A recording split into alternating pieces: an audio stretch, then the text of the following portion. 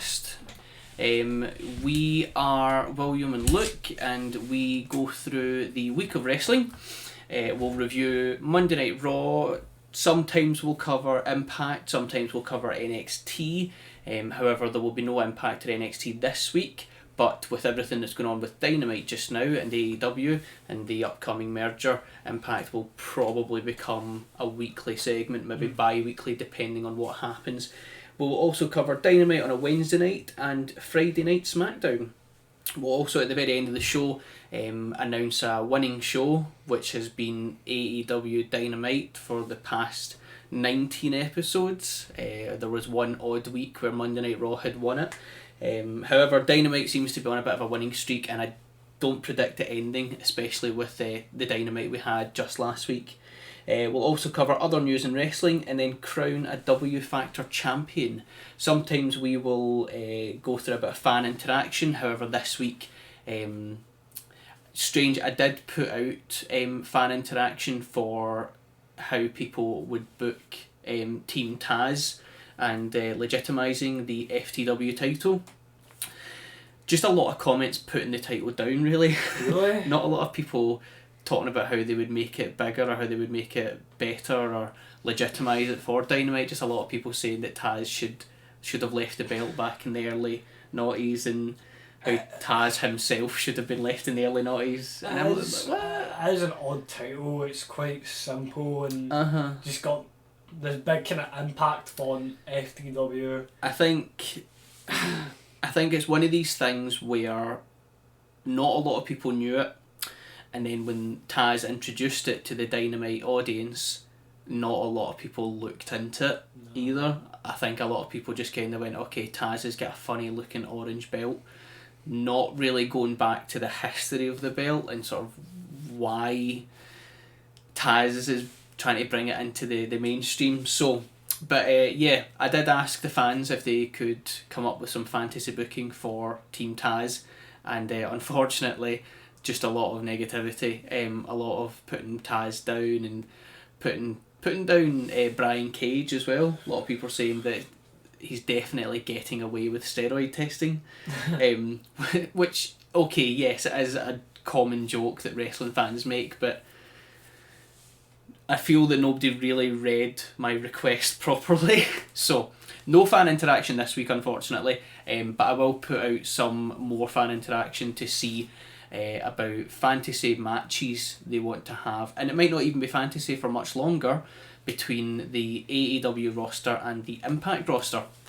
A lot of people are excited to see if Sami Callihan will come to blows with Jon Moxley, because they were a tag team in CZW that broke up, had a tremendous, I think it was like 4 stars they got off of Dave Meltzer, and it was just violent as hell. It's free on YouTube if anybody wants to try and get it. Commentary on CZW isn't much to admire, however the violence is kind of what keeps some people interested in it. So yes, that will be our fan interaction. Hopefully we get a bit more response for next week's episode, but we'll start off with Monday Night Raw this week. So we had the show open with Alexa Bliss, who's, although she's a different character, she's still doing this talk show thing, Moment of Bliss. So she does Moment of Bliss with Randy Orton, who does a lot of the talking. Alexa tries to put in a little dig about how he lost to AJ Styles because the Fiend interrupted the match. However, Randy just goes on about how although he's not beating the Fiend, he's beating the man behind the Fiend's mask time and time again. All he had to do was find his weakness, and it was very easy to find Bray Wyatt's weakness, because his weakness was that he trusted people. If he believed he brainwashed you, he trusted you with his life, and that's kind of what Randy done to beat him the first time round. So this time he says that he's just trying to find the Fiend's weakness. The lights cut out, the red light comes on, the Fiend is in the ring, and Randy Orton has picked up Alexa Bliss in like a hero saving a damsel in distress sort of pose. It's quite a cool moment, I think. Yeah, and the Fiend starts to, although the Fiend's mask is obviously unchanged, you can kind of tell by his body movement and what he's doing with his hands that he's kind of worried for Alexa. So Randy then passes Alexa over to the Fiend, climbs out of the ring, and on his walk back to the backstage area, he's laughing because he now knows how to defeat the Fiend. So it's interesting story progression.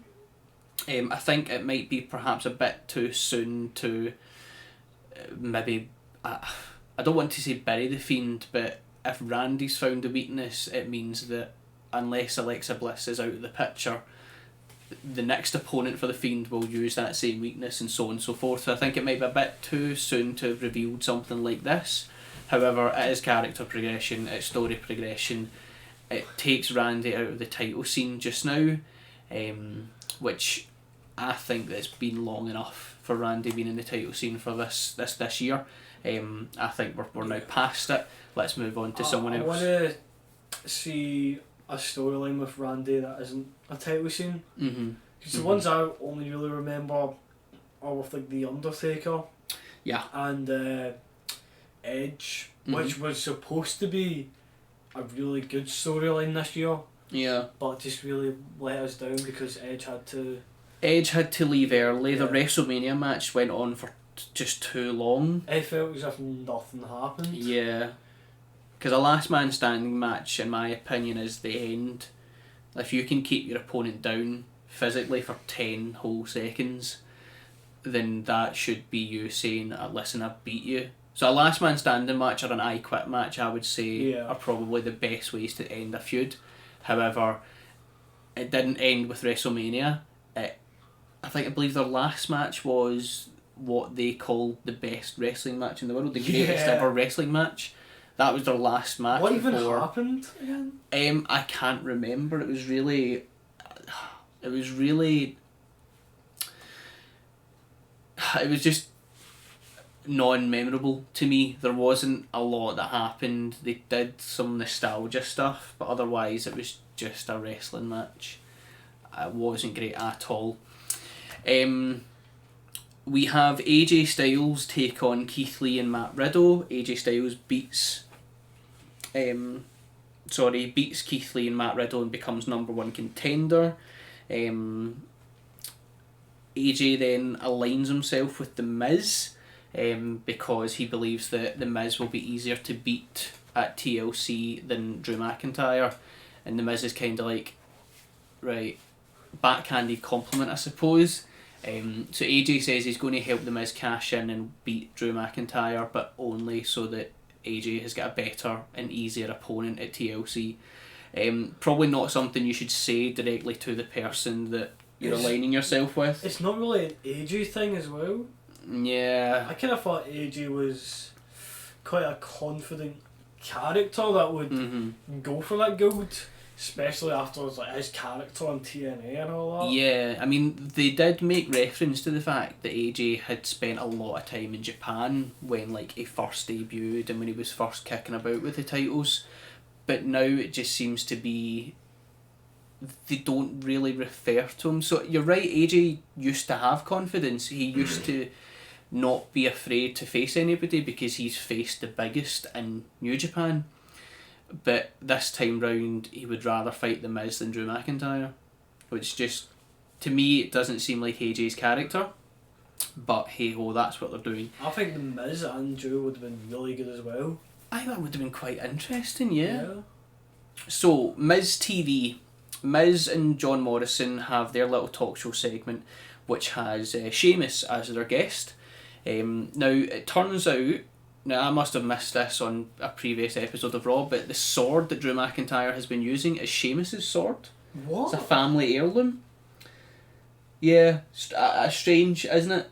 It's a bit crap, isn't it? I know, I kind of thought it was just going to be just a sword. Drew's sword, or like a McIntyre clan sword, but that no. really takes away a lot from my entrance now. To me, it did as well because he still comes out with the sword, which is it's cool. He plants it into the ground. It's awesome looking, but it's got nothing to do with Drew. It's just the fact that him and Sheamus are quite good friends. So while on Miz TV, The Miz and John Morrison try to convince Sheamus to help The Miz cash in on Drew, and Sheamus is like, no man, you'll never understand, you know, friendship, you're just a little rat guy and stuff. So he then takes on both guys, gets overpowered by both guys, which is a bit unfortunate, and takes a briefcase to the back shop, which sounded quite sore. There was a really good noise that came off it. So Sheamus goes backstage. Oh, sorry, Drew McIntyre comes out to help, and then they both go backstage, and they have a bit of a chit chat about what they're going to do now. So there's a tag match set as the main event, where Sheamus and Drew will take on Miz and John Morrison. That seems quite one-sided, if you ask me. That is exactly what I thought as well. And Drew and Sheamus seems like an interesting tag team as well. I would like to see maybe a bit more, yeah. Yeah, but a bit early. Bit early, and Drew has only just gotten the title back off of Randy and lost at Survivor Series to Roman Reigns, so I would say now is his time to build up after that loss to be the top guy again, and to put him in a tag team or to give him an impromptu tag team partner. It does seem a little bit not yet. I wouldn't do it yet. Jeff Hardy takes on Elias in a Symphony of Destruction match, which is basically just a no-holds-barred match, but with a load of instruments surrounding the ring. There's a grand piano, there's a double bass, there's a load of guitars, there's a drum set, stuff like that. The match is okay. Both guys kind of go for weapons quite quickly. Nothing to shout home about, basically. Elias bumps into the grand piano, and out comes R-Truth, who is hiding in the grand piano from Akira Tozawa and Drew Gulak, so that they can't get the 24/7 title off of him. And that's basically what happens in the middle of this match that's supposed to be quite serious and supposed to be, you know, the end of the feud. They have 3 men running about the ring for like a minute and a half for the 24/7 belt and then disappearing. Underwhelming. Yeah, I believe they did this a few weeks ago, and it was right in the middle of a match. They had a 24/7 thing, and to me, I think it was like who was it? Bobby Lashley versus someone, and they had R-Truth and Ninjas run out right in the middle of the match. It was Shelton Benjamin versus Ricochet, maybe. Yeah, it was. And right in the middle of this match, where, you know, Shelton Benjamin is a big name in the company, he's been there a long time, he left, he came back, everyone was really excited that he was back, he's doing quite well in the Hurt business, you know, he's starting to build up a bit of a winning streak, after not having a single win in 14 years. I keep going to say 17, and I'm like, no, it's not that bad, surely. 14 years. Yeah, so they did the same thing again. They had a 24/7 segment right in the middle of this match between these two guys. It's like one match at a time. Yeah. Like, I don't get one match at a time, or have the 24/7 thing happen in the middle of a shit match. Don't have it in the middle of a match that's supposed to be, you know, Jeff Hardy. Well, Elias believes that Jeff Hardy ran him over in a car because he was drunk driving. That's not really a funny segment. It's supposed to be quite serious, especially when Jeff Hardy did have alcohol issues. Like, there's so much potential with the Jeff Hardy character right now. Yeah. You can really blend reality and kayfabe together to get this kind of CM Punk kind of thing where you don't know what's real, you don't know what's fake. Yeah. But it just seems like they're not taking that to where they can. No, they certainly are not. Jeff Hardy sets Elias up on the grand piano and hits a swanton bomb, but unfortunately he doofs his head right off of the steel steps. Oh.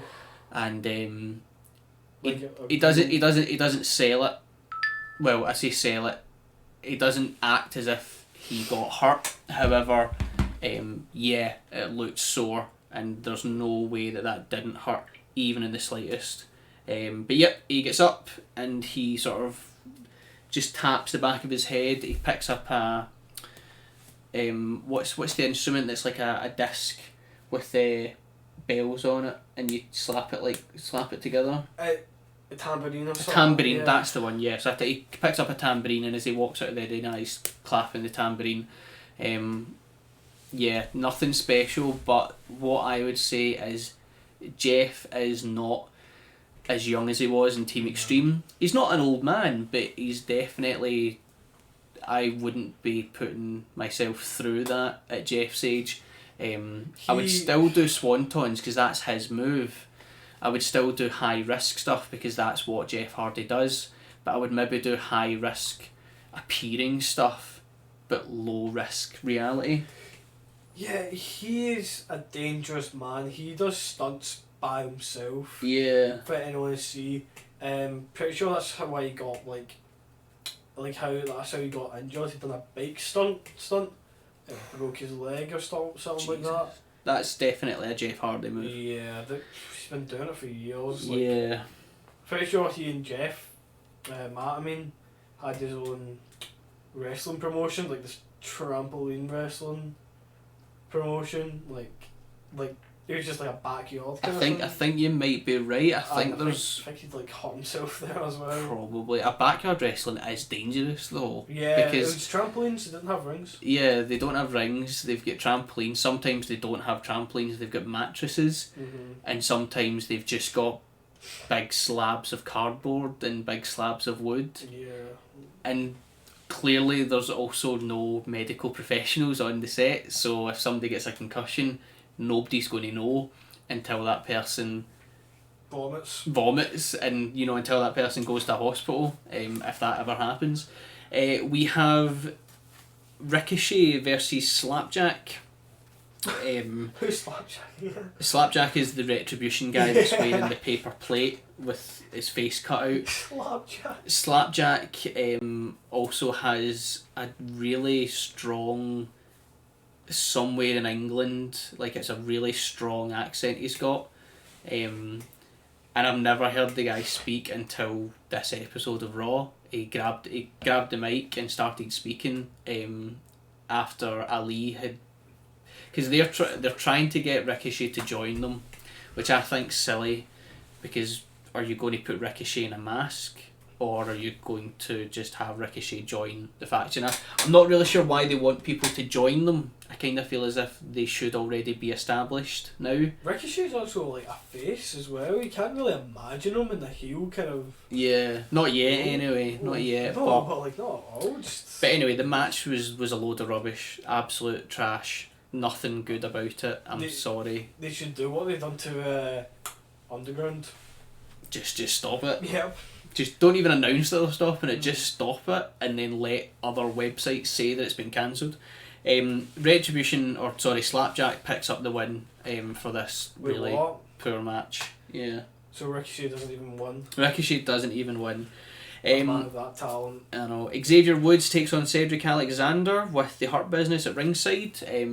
And what's his face? Kofi Kingston is at ringside, but it's not a tag match. It's finally singles action for Xavier Woods. Interesting. Which we've been sort of looking forward to the past few weeks. Ever since we've seen him come back to just a hell of a performance. Finally we get some good singles action for Xavier Woods. Guy puts on a hell of a performance. He's not slowing down at all. He's not going back to what he was before his injury. He's definitely changed and he seems to be staying that way. Unfortunately though, Cedric Alexander does pick up the win for the Hurt Business. Starting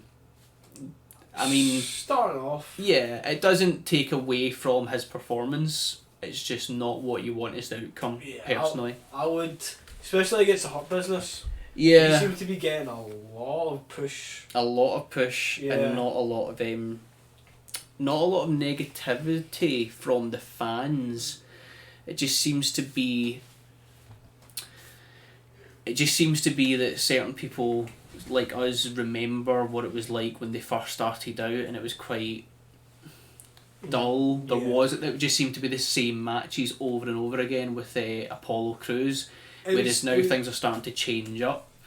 But yeah, Xavier Woods done great. I thought he was a hell of a performance, great moves. I would not mind seeing Xavier in the mid-card belt. I think it would be really cool to have Xavier Woods taking on Bobby Lashley in a title match. I think that'd be really good.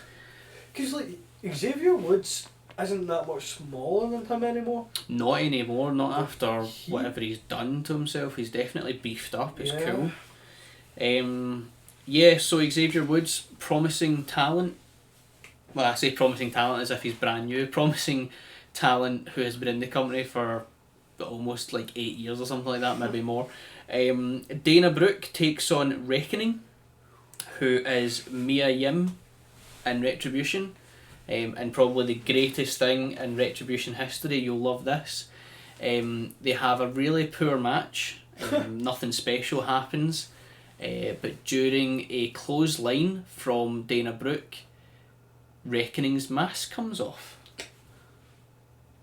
Okay. By complete accident. Accident. Mustafa Ali is at ringside shouting because her mask came off, shouting because she's losing the match.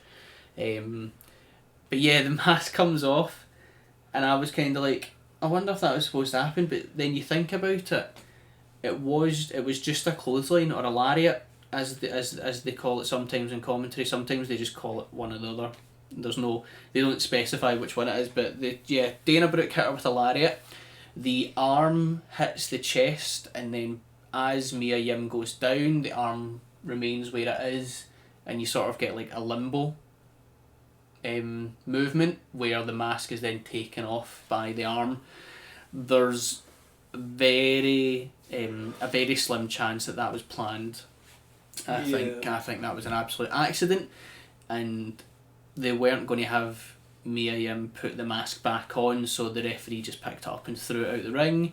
Dana Brooke picks up the win. Mustafa Ali shouts at Reckoning, and Dana Brooke sort of celebrates on her walk back. So Dana Brooke and Reckoning were having a backstage feud because Reckoning injured Dana Brooke, and that's why she wasn't in the Women's Survivor Series team. However, Dana Brooke has now defeated her in a sanctioned match. Humiliated her by unmasking her, so yeah, I kind of feel as if that should just be the end of it now.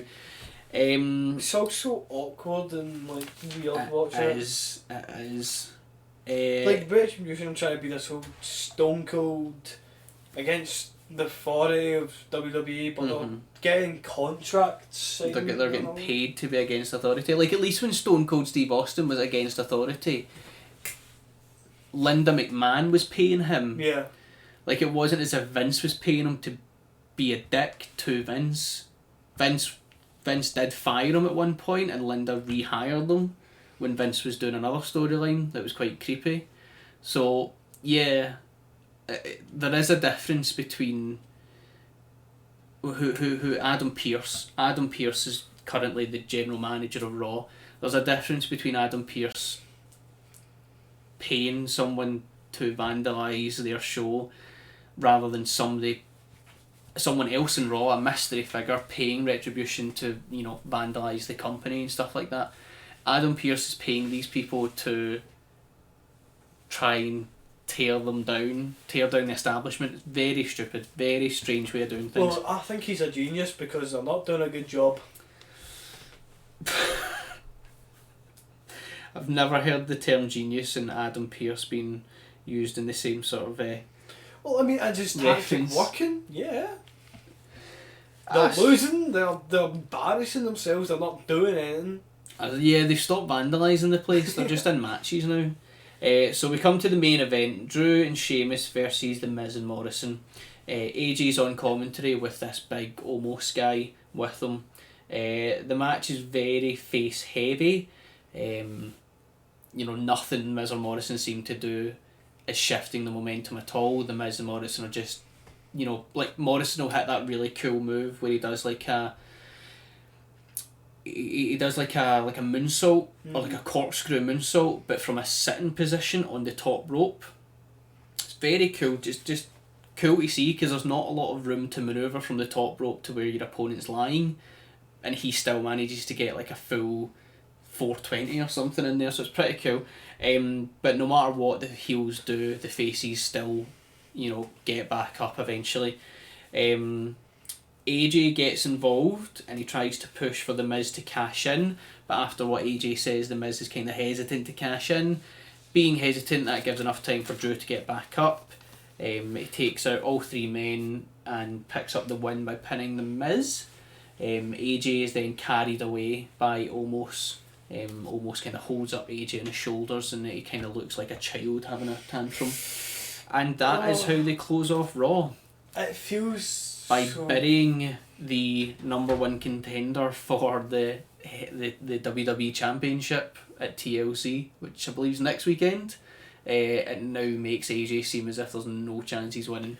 The phenomenal one. He's such so annoying.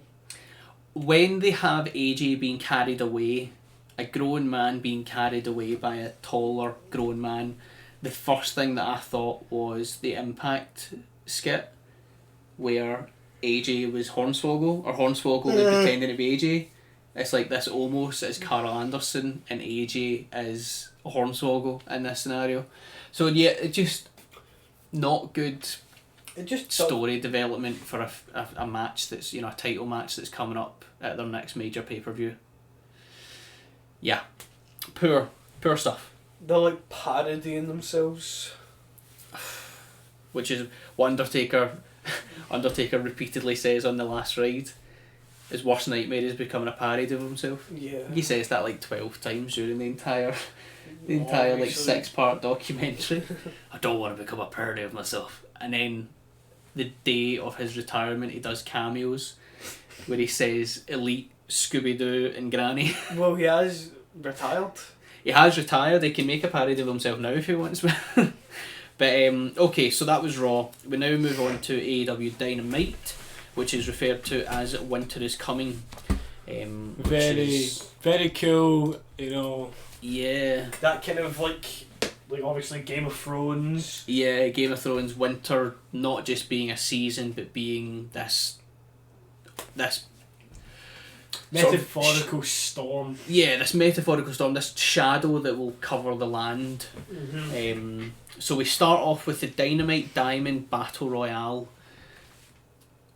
Too many people to note who was in this. We had MJF, Wardlow, Sammy Guevara, Matt Hardy, both members of Private Party, Sean Spears, Scorpio Sky, a lot of the Dark Order, Hangman Adam Page was in there. Most of the roster that aren't on the card tonight were in this match to fill it up basically. So the match itself was quite messy. Because there was so many people in the ring, it was just too hard to follow. However, commentary helped to pinpoint and highlight specific parts of the match. So Sean Spears gets eliminated, but commentary will continue to talk about what Sean Spears is doing outside the ring. He's talking to Tully Blanchard, who gives him that steel slug thing, puts inside of his glove. He hangs about outside the ring because the referees are clearly too busy watching what's happening in the ring. He hangs about on the outside waiting for Scorpio Sky to come closer to the apron, jumps up, punches him right in the face, and because it's got the steel slug in the glove, it's obviously a more effective, more damaging punch. Scorpio Sky sort of stumbles about and then Wardlow tosses him right over the top rope. So what I liked is, although I've already said the Battle Royale was messy, there was too much going on, commentary helped to continue stories and feuds that are happening. Mm-hmm. So he continues the Sean Spears and Scorpio Sky feud by making sure that you know what's happening. The camera focuses and everything. It's really cool.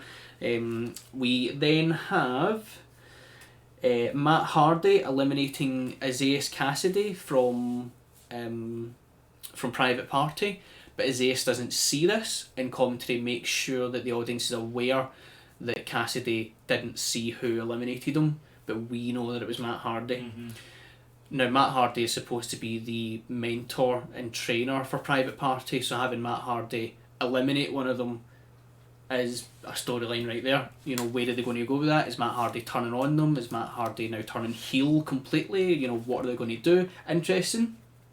The Dark Order help Hangman Page eliminate 2 people and also survive being eliminated himself. That is Interesting. Yeah, so we have John Silvers and Alex Reynolds are in the ring representing Dark Order, and they help Hangman eliminate a couple of guys, and then while Hangman's hanging on the outside of the rope, so he's went over the top rope, he's holding on, he gets pushed off the ropes, and the rest of Dark Order catch him, put him back in, he climbs inside the ropes, and he's safe from elimination. It makes sense because Yeah.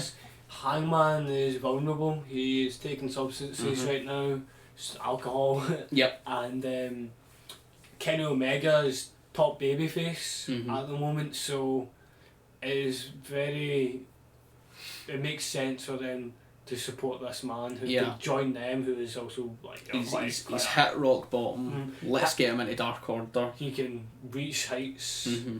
It's I like this idea. Yeah, Because I'm then very that gives something Kenny Omega to do. yeah, I'm very 'Cause, interested.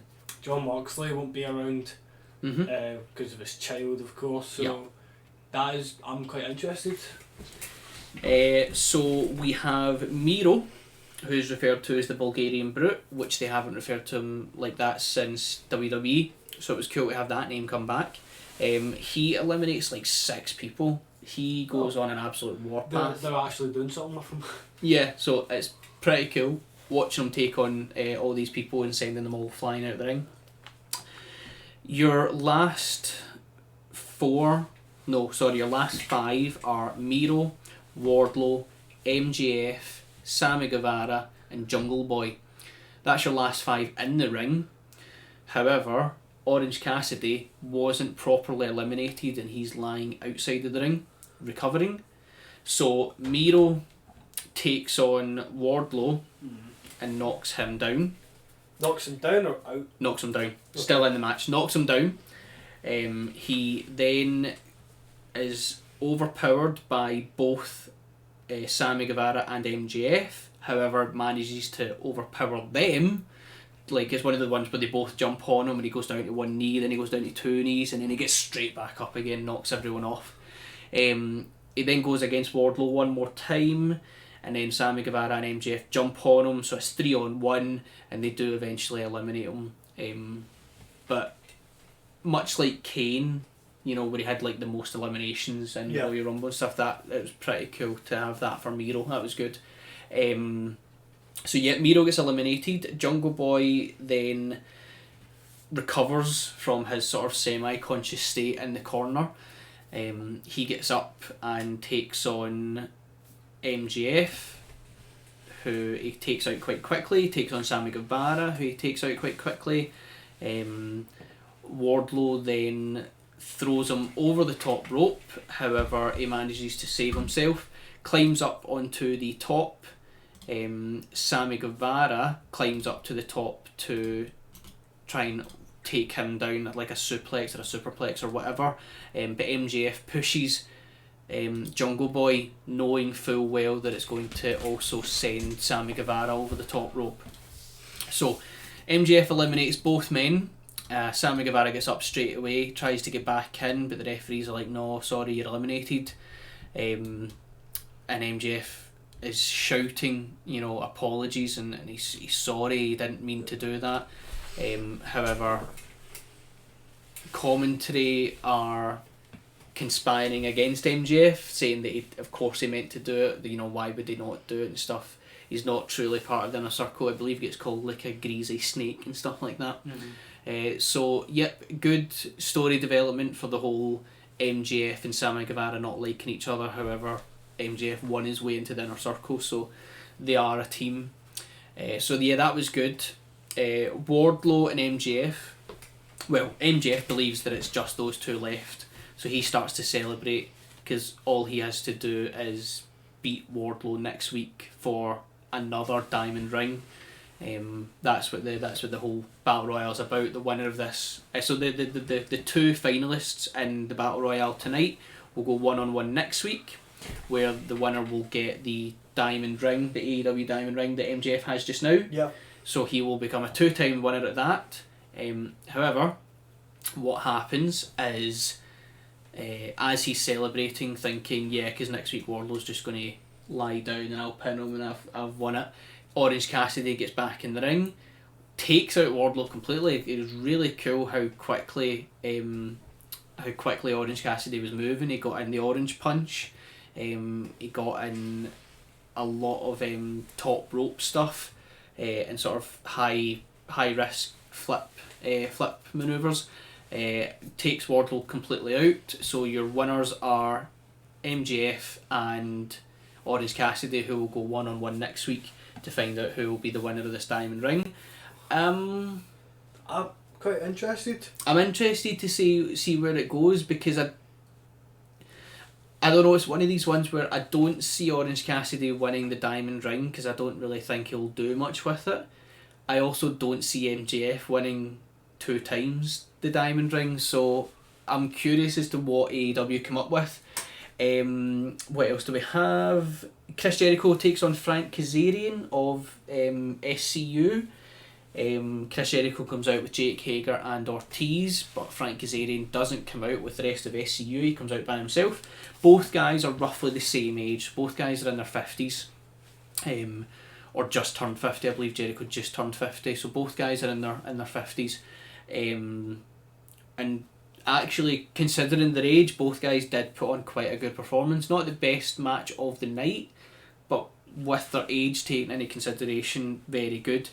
A nice finish to the story, a nice storyline finish as well, where MJF runs out with a towel while Jericho is held in Frankie Kazarian's version of the Walls of Jericho, so the Boston Crab. MJF really threatening to throw in the towel because his facial expressions are that he's worried for Jericho. However, commentary again are turning on him and basically saying he's doing it for his own benefit and stuff. Sammy Guevara comes out, takes the towel out of MJF's hand, starts to shout at him, starts to push him. Chris Jericho reverses the Walls of Jericho that he's in, and then hits Frank Kazarian with the Judas effect, gets the 1-2-3. But as he looks up after winning the match, he sees that Sammy's shaking this towel in his hand, and it looks as if Sammy was going to throw in the towel for Jericho. So Jericho's like, whoa, hold on a fucking second, who do you think you are? Like, you know, this is my match, I can take on Kazarian, blah blah blah. Jericho, Jake Hager, Wardlow, MJF, Ortiz, Sammy Guevara all get in the ring, and Sammy's like, no, Jericho, it wasn't me, MJF was going to throw in, you know, this guy was going to throw in the towel. And MJF is like, oh no, what are you talking about? I wasn't going to do anything. So they push each other. Wardlow and Jake Hager start to attack each other, being, you know, the two sort of enforcers of the team. And Jericho says that they have 7 days to become a team, or Inner Circle will disband completely. Whoa. Yeah, so, you know, proper risks there, not risks, proper consequences. Yeah, proper consequences, because clearly Jericho is just sick of MJF and Sammy Guevara being children and not getting on and stuff like that, and he would much rather have the Inner Circle cease to exist than collapse from the inside because these two can't get on. Yeah, really good, and that's all happening next week, so we'll see what happens. Darby Allin and Cody Rhodes will take on Will Hobbs and Ricky Starks. Will Hobbs has now joined Team Taz. He's now known as Powerhouse Hobbs rather than Will Hobbs. Not sure why they decided to go for that. I prefer Will Hobbs, because Powerhouse Hobbs doesn't really roll off the tongue, does it? No, Powerhouse would be more like what you put in the middle of his name. So it'd be like Will the Powerhouse Hobbs, or Powerhouse Will Hobbs, but I don't know, Will Hobbs to me it just seemed, as Luke said, Powerhouse Hobbs doesn't roll off the tongue, whereas Will Hobbs, yeah. It's just a name. It's just a name, yeah, it's just the guy's name. So, Will Hobbs, who I will take back my comment from like 12 episodes ago, that he is the most in shape, out of shape guy I've ever seen. He looks better. There's less Brock Lesnar jiggling for a guy of Will Hobbs' age. So he looks better. They've got him in like a singlet now, which is good. Because although he does still have larger pecs that move like anime fan service. With the singlet on, everything seems to be quite contained, and you sort of focus on the size of his muscles and his arms rather than his man titties. So I was surprised at how good a team Cody Rhodes and Darby Allin were, because obviously at Full Gear they had a tremendous match that led to Darby Allin dethroning Cody Rhodes. I thought there still would have been a bit of bad blood there. However, Cody Rhodes and Darby Allin worked a lot better together than Ricky Starks and Will Hobbs. With what Cody's trying to go for as a character that's like has a lot of dignity to him, Mm-hmm. so it does make sense. But I still want Dark Cody back. I know. Like, same character and all, but just that look was so much better. Stop wearing clothes that shows your tattoo very well. Like, Yeah. wear turtlenecks or wear suits with high collars, whatever you need to do. The face pick up the win here, but Arn Anderson, Cody's trainer, gets in the ring and picks a fight with Will Hobbs, Ricky Starks and Brian Cage and Taz, because after the bell is rung, Team Taz basically get in the ring and they're like, no, that's not how it ends. We're going to basically take you guys out after the match, so there's no rules or anything like that. But Arn Anderson, almost 60, gets in the ring, is like, no, you need to go through me first, which they do. they basically take out this old guy. As they hold Cody up in a sort of beheading position, so you've got Will Hobbs and you've got Ricky Starks holding Cody up by each arm, while Brian Cage lines up the title in order to run directly at him, smack him in the face and cause serious brain damage or whatever they were going for. As they've got him lined up for that, the lights cut out, the Titantron starts to play, it starts to snow in the arena. The Titantron is a video that nobody's seen before. It's a lot of scenery. It shows you a shadowy figure standing on a hill. And if it wasn't for knowing what was coming next, I probably would have said that was Pac's introduction. Just because during his vignette a few weeks ago we had him standing on a hill as a shadowy figure. But no, the Titantron stops and the words Sting appears on the Titantron and music hits, which was great music. I'm not sure if that is reminiscent of Sting's music from WCW. I would need to see if I can find that old tune and listen to that and see if that is where that came from. But the tune that they have for Sting coming out, the theme song, was really good. Sting comes out, black and white face paint, long black trench coat with really cool sort of buckles on either side. It was nice looking. His baseball bat. Yeah, and the baseball bat. So he gets in the ring. Team Taz or Team FTW, they've already bolted at this point. He gets in the ring, he walks past Arn Anderson, to which commentary then refers to Arn Anderson and Sting not having the best of relationships back in WCW, which is cool that AEW are the kind of company that will refer to other companies, past or present. So Arn Anderson lets him past. Sting then walks up to Cody, who's lying in the corner, sort of recovering from being mugged at the end of winning the match. Commentary again start to refer to the fact that Sting, apart from Dusty Rhodes, the American Dream, Sting was Cody's favourite wrestler when he was younger. Did not know that, so that's pretty cool. Even if it's not true, it still gives you something to think about. Then goes up to Darby Allin. Darby Allin and Sting stare off at each other, and a lot of people have made the joke that Sting is now signed with AEW to teach Darby Allin how to paint the other half of his face. Just something stupid. But it looks like a father-son moment, doesn't kind it? of. Like he's like revealed that he's the father. Yeah. It's some weird kind of thing like that. So when I watched the clip before I watched Dynamite, and when I watched the clip, to me it seemed father-son like, and I was like, oh, interesting. But when you watch Dynamite, commentary actually mentions that WCW aired on TNT back in its Yeah, prime. did you not know that? I did, but at the time it never even crossed my mind that was the same network. Yeah. It was just one of these. It's just one of these things. And I recently watched the Monday Night Wars documentary again, where they continuously refer to it as TNT's WCW or Ted Turner's WCW. So I was just kind of like, oh yeah, that's right. Yeah, I knew that. For some reason, it just didn't stick out to me straight away. So Sting was the original face of TNT. Darby Allin is now the new face of TNT. And I believe it is Jim Ross that mentions the fact that Sting and Tony Khan came to an agreement for a multi-year contract, Yeah. which is very interesting. Sting seems like he wants to wrestle for a while. Sting, He was like very upset about his WWE run. yeah, Which he had a good match with Triple H. good match Not with gonna Triple lie. H.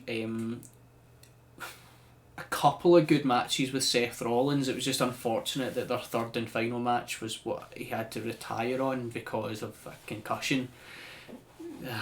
He doesn't blame Seth Rollins, but I do. I'll blame Seth Rollins on Sting's behalf. But yeah, so Sting has signed a multi-contract deal. His AEW exclusive T-shirts sold out in less than 24 hours. I know. Yeah, cool stuff. Sting will have something to say this week on Dynamite on Wednesday night. We will also have a couple of matches. We'll have MJF taking on Orange Cassidy for the Diamond Ring. We'll have the Inner Circle trying to resolve their issues. But we'll move on now. And it's also a big guy, an old big guy, or no? Yeah, That like this kind of thing. Because Mhm. they have Chris Jericho, Chris Jericho, Arn Anderson, John Moxley. John Moxley. Not seen Brody Lee in a while actually, yeah. but he's still there. He's still signing. Cody Rhodes. Uh-huh. He's still there, but now we've got Dustin Rhodes as well. Yeah, Dustin Rhodes Dustin. and Sting are roughly the same age, I which is know. pretty cool to think. and then Sting's back. So. Before we move on to SmackDown, actually, we've got the main event for Oh. Dynamite. We've got John Moxley versus Kenny Omega Mm-hmm. for the AEW Gold. We predicted. Right.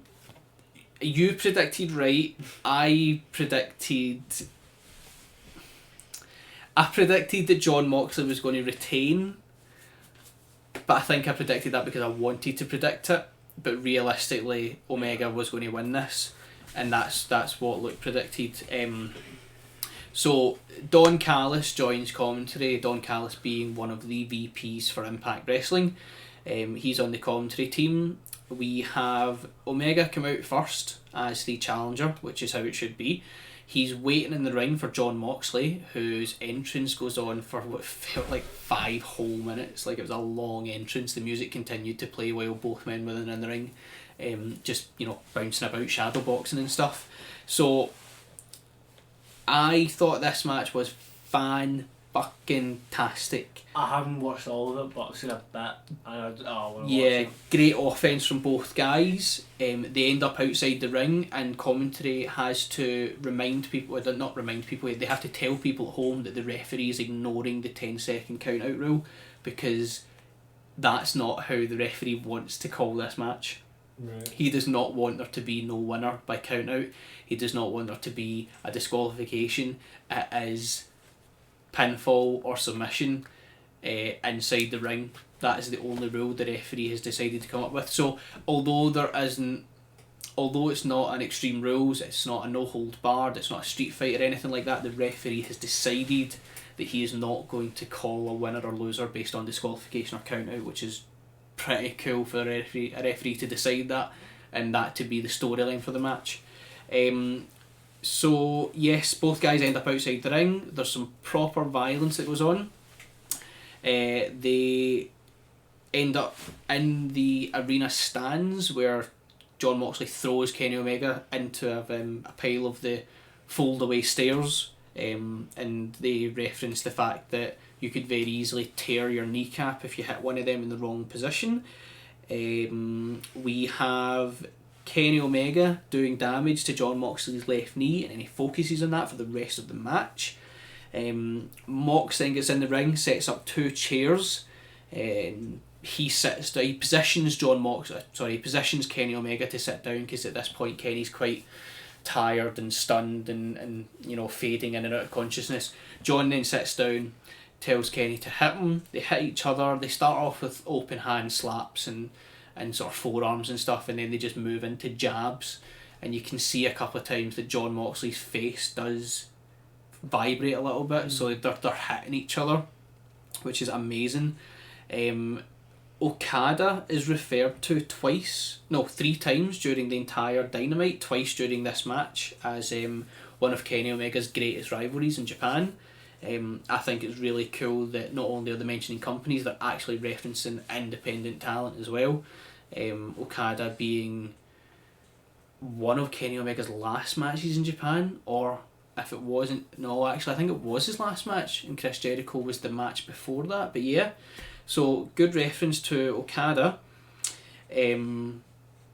While they're exchanging blows in this seated position, Kenny Omega, instead of throwing a punch on his move, he throws a V-trigger, which is the sort of flying knee that he does. So he just leaps from the chair, hits John in the face with the V-trigger. He then lines John up for a one-winged angel. John reverses it, turns it into a paradigm shift. Kenny kicks out at 2.99999. Kenny then hits a Tiger Driver 9-8, which I have not seen him use since Japan.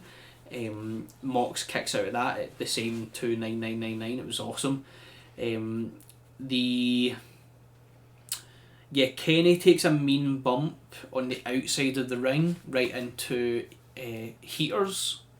They're like big stereo looking things, big speakers looking things, but they're apparently heaters. Jon Moxley hits a paradigm shift right into the heaters, and Kenny Omega's really out of it, kind of stumbling, can't get to his feet, one eye shut, and then stuff kind of fading.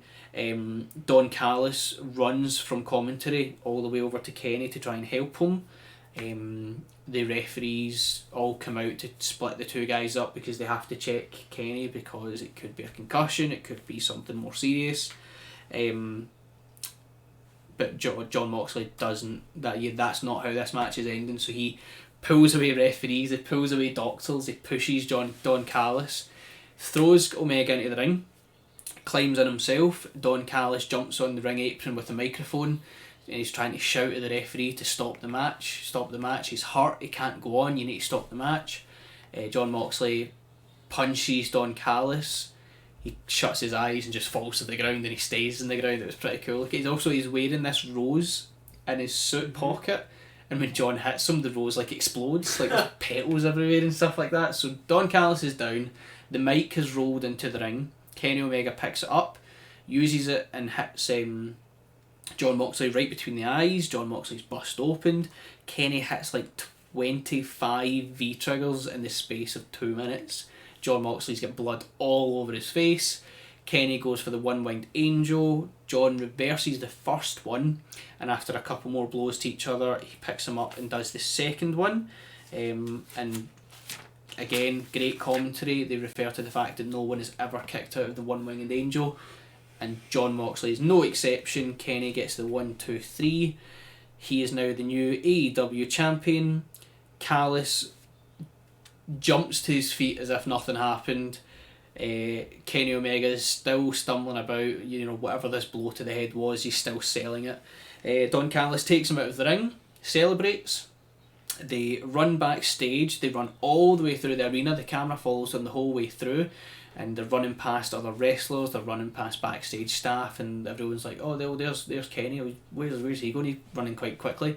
They run all the way through the arena, they run all the way through the parking lot, and they get to this sort of SUV limousine thing. Alex Marvez catches them just before they jump in, and he's like, Kenny, can you just tell us what's happened? Where are you going? Kenny doesn't say anything. Don Callis gets him in the back of the van, turns around to Alex Marvez and says, we'll tell you all about it on Tuesday. Which I thought would have been a fantastic way to close the show. Just, we'll tell you about it on Tuesday.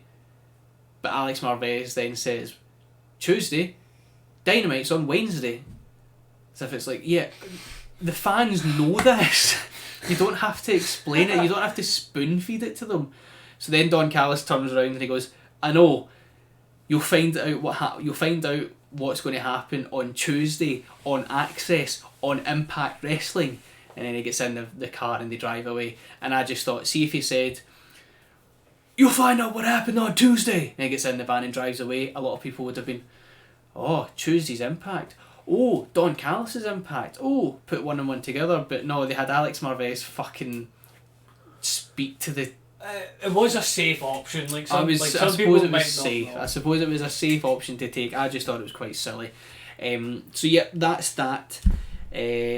Fantastic. I didn't want John to lose. However, it had to happen, and especially for this merger that's coming up. So exciting stuff. SmackDown opens with a tribute to Pat Patterson, who has recently passed away. That is now Pat Patterson and Jerry Briscoe. They've both passed away this year. Actually, Jerry Briscoe might have been last year. Jerry Briscoe and Pat Patterson are backstage personalities who wrestled for WWF and wrestled for Vince McMahon's dad way back in the day. So now they're both gone, unfortunately, but they spent a lot of time in the Attitude Era as comedy characters. For example, they tried to disguise themselves as the Godfather's hose in order to get into Raw 1000. So they were dressed up in like they were dressed up in evening gown dresses and stuff like that. So it was fun. It was fun. It was just a bit of fun. And it was good that they stayed around. It was good that they helped a lot out backstage. You know, they did a lot of training for the new people. They done some NXT stuff when it comes to backstage training. But yeah, shame what happened. We get a recap of Kevin Owens pissing off Roman Reigns and the Reigns tribe. Haven't we heard from Kevin in a while, have we? We've had a bit of Kevin Owens doing a bit of everything, but he's not really been settled anywhere. However, he seems to be settled in this role of trying to piss off the head of the table and try to dethrone him. So Kevin Owens gets in the ring. Reigns, Paul Heyman and Jey Uso are already in the ring. Kevin Owens joins them, and Reigns they have a bit of a square. They have a bit of a square off where Reigns says, "Nah, man, that's no way to speak. There's a lady present," because the ring announcer is standing there. So he's like, "Nah, man, that's no way to speak. I'm a gentleman. There's a lady present. I'm done with this conversation." So Reigns leaves, and Kevin Owens grabs the mic and shouts down, "You claim to be a gentleman. You claim this and you claim that, but everybody knows you're just a bitch." And the Thunderdome, obviously it's implanted audio, but the Thunderdome all goes ooh. So yeah, I know. Kind of ruins the moment. I know. So Kevin Owens calls him a bitch.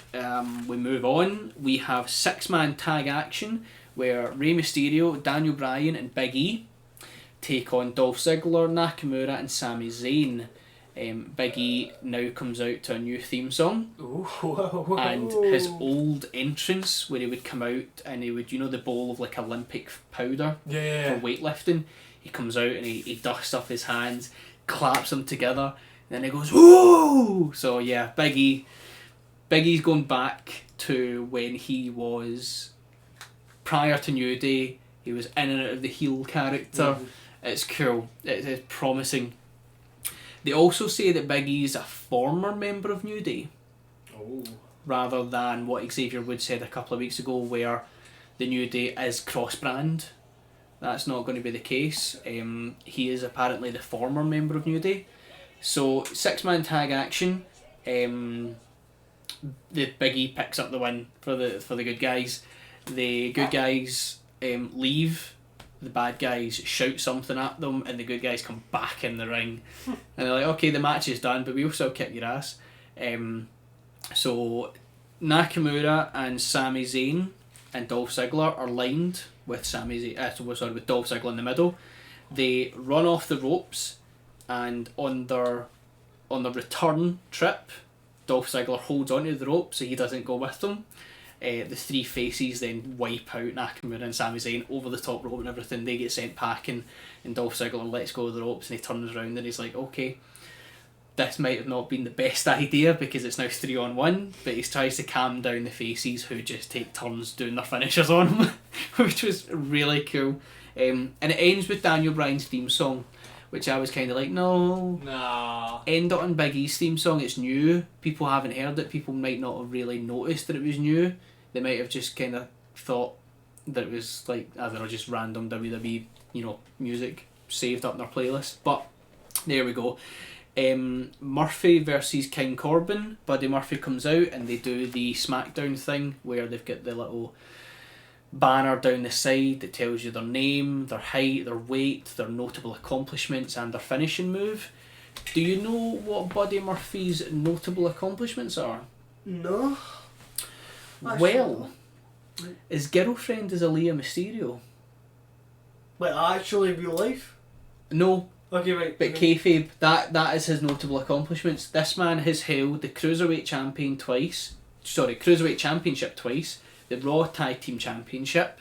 He's also been number one contender for the NXT Championship.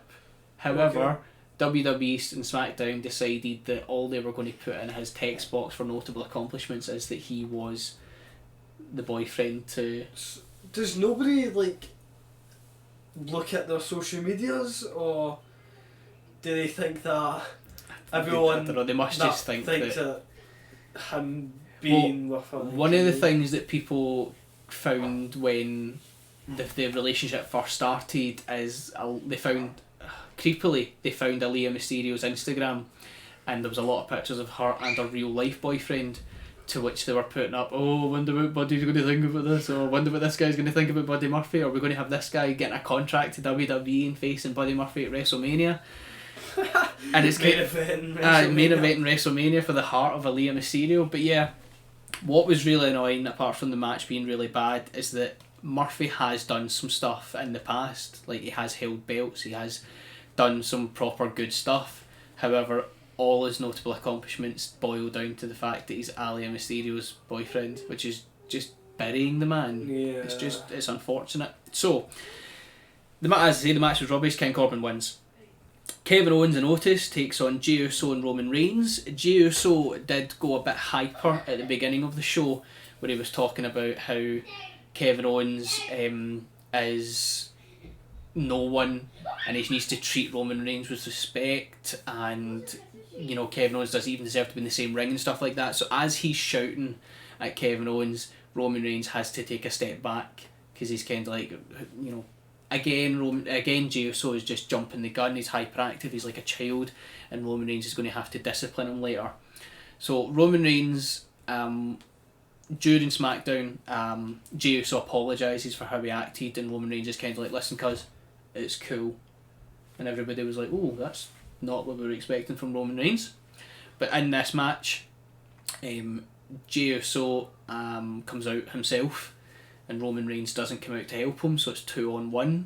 Kevin Owens and Otis versus Jey Uso, 2-on-1. Jey Uso still manages to hold his own, not bad. Roman Reigns eventually does come out. The match doesn't get better with Roman Reigns coming out, unfortunately. But Kevin Owens is in the middle of the ring, lying down. Roman Reigns gets the pin, 1, 2, 3. But before the show closes, Otis disappears. Don't know where Otis went. He just fucking up and left. Roman sends Jey out to the timekeeper's area to get 2 steel chairs. Brings in the 2 steel chairs. Roman takes one, Jey takes the other. They both take turns at hitting Kevin Owens. But as Jey Uso lines up to hit him again, Roman Reigns hits Jey Uso. Okay. Jey Uso goes down, Roman Reigns throws the chair away. He puts the belt on Kevin Owens, but he presses it down on his chest, so you can see that Kevin Owens starts to have trouble breathing. Mm-hmm. So he's like, oh. And Roman Reigns, he says stuff to him, and it's not as clear audio as what it was at Hell in a Cell. But he basically talks about how this is what he gets for disrespecting him. If he wanted to overthrow him, he should have done it back at the beginning. He's now too late. Roman's too established. He's the head of the table. Stuff like that. But he's also, while he's doing that, he's holding Jay's head into the mat. So he still treats Jay like shit, especially when Jay steps out of line, which is cool. But that's it. The show closes. and I'm interested to see where they go with this. NXT War Games was last night. I watched a little bit of it live. I've read a little bit of the OMG moments, but I've not actually seen the results of who won what matches. So I am going to do a digital review this week of NXT War Games. I would also like to do a little honourable mention. ICW has started to do their closed doors shows that are now being shown on the WWE Network. There's currently the first 2 episodes of their now closed door shows. Their closed door shows are being filmed in the training school that I went to, and there are lots of people appearing on the shows that I trained with, which is cool. I'm very proud of these guys. They deserve to be there, and although it's not considered a WWE sub company or a sub promotion, the fact that it's on the WWE Network is cool. A lot of WWE like wrestling fans just looking for something to watch. Exactly. If anyone's looking for something different, if anyone's looking for something a bit closer to home for any of our UK listeners, not just Scotland, anyone in England as well, any UK listeners looking for something a bit closer to home, WWE Network have added a lot of ICW. There's Evolve, there's Progress, there's loads of stuff to check out. Now, a lot of it is older shows, from like 2018, 2019 and stuff like that, so there's not a lot of storylines to follow, but a lot of these companies currently don't have any shows just now because of lockdown restrictions. ICW is the first one in the UK to do closed door shows, and yeah, it's very interesting. I would say check it out. There's 2 episodes of the ICW Fight Club, where they're currently going through the Lionheart inaugural tournament to find out who will be number 1 contender for the ICW Heavyweight Champion. But yeah, check it out. That would be my recommendation. I will also be doing digital reviews on ICW Fight Club rather than introduce it onto the show, as it does seem that the show gets longer and longer the more we add in, because we're not taking other stuff out to replace it with. So there will be more digital content going up on the social medias. As I mentioned at the beginning, Impact and AEW have commenced their merger, so Impact will most likely appear either weekly or bi-weekly. I don't want to cover every single match on Impact. I don't want to cover every single backstage segment, but I will try to cover the really good stuff, and we'll focus on the AEW Impact collaboration stuff as well. There's not really a lot of news that's come out. I think I may have some. If you've got some there, we'll do the news, and then we will cover the W Factor champion before we close the show. I couldn't really find a lot of news apart from Pat Patterson dying, which we've covered. Karrion Kross has a released like a return teaser. Oh, cool! So, I did not see that. Yeah, he's back. He's back from injury. He says he's ready to rock and roll. Nice. So that could be something. That was he is, I believe he is one of our W Factor champions. Yeah. He's won it once, yeah. Very cool. Very cool to have him back. That was very unfortunate that he did have to, take time off because of injury, but yeah, cool. Anything else? No, not really. Just nothing really. Kind of the same stuff that we've covered. Mm-hmm. Pat Patterson passing away. WWE confirms 2020 Slammy Awards. Oh, right, okay. Drew and Matthew McConaughey. I don't The know what actor? that means. Seems like it. Drew and A. Like and an then interview? and then it's colon. Oh, right, okay. And then Matthew McConaughey.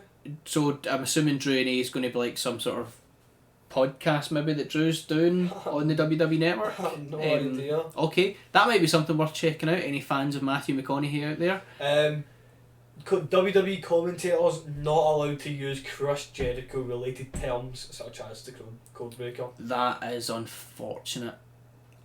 I would say that sounds bitter, but that might be Chris Jericho telling them not to. I don't know, but I would personally say that sounds quite sad. Yeah, that's Yeah. a shame. So, W Factor Champion, the last time we nominated a champion, we bent our rules, which we are more than entitled to do, and we gave it to a tag team, the Young Bucks, because of their full gear performance. We didn't really bend the rules, we just kind of did have rules and set for that. Did we? Yeah, well, according to one of our listeners, Congosaurus, we had a rule not to give it to tag teams, but Well, the stupid rule. it was a stupid rule by Stupid Creative. So I would like to nominate Jon Moxley for his performance at Dynamite, Big E for his performance on SmackDown along with character progression. Yeah. I would also like to nominate Roman Reigns for continuing to be a pretty good heel and, you know, still being the top dog. And Xavier Woods. Jon Moxley. You think Jon Moxley? I'm happy with Jon Moxley. Yeah, Roman just kind of done the same thing. Big E, yes, it's progression, but nothing big, I would say. Nothing major just like now. just a theme. I'd like to listen to the theme a lot more. Mhm. And Xavier lost, and I would have liked him to win. I think Xavier's loss during that match was probably the only thing that held him back from being a bit more of a nomination. Yeah. Big E, I do completely agree with. It's not a character change like I mistakenly Or like a said. development, it's just a new theme. Yeah, it's just a new theme, an old entrance, but he's still happy comedy Big E. He's still New Day Big E, even though he's not been referred to as New I Day still Big E. love that Big E though. I think that Big E is a character That could Big E's still good. work. I do completely agree with you. Roman Reigns didn't do anything different. I think I'm just enjoying Roman Reigns so much just now that no matter what he does, even if it doesn't change, it's good to me. But he yeah, is- Jon Moxley, I would agree with that. Hell of a match. Hell Roman of a is like the performance. best thing in WWE, but that match. Roman and Drew, which is Yeah. a shame that there's nothing in between your two top guys. Well, There's Big E. no- Well, Big E's good to us. Big E's not good to everyone. But Big E's not getting the love that we feel he deserves, He unfortunately. deserves so much No. love. Matt Riddle's getting more love than I think he deserves. Yeah. That's something. Yeah, I don't like Matt Riddle. Feel free to go back and watch the previous episodes. We should be up to date, I believe. We've got 2 on Twitch, including this one, and then our YouTube is up to date. Should be, yeah. So there we go. That is the end of episode 20. Thank you for sticking with us for all of these weeks. And there will be digital content to come, and next week's episode. There we go. Thank you. Bye bye.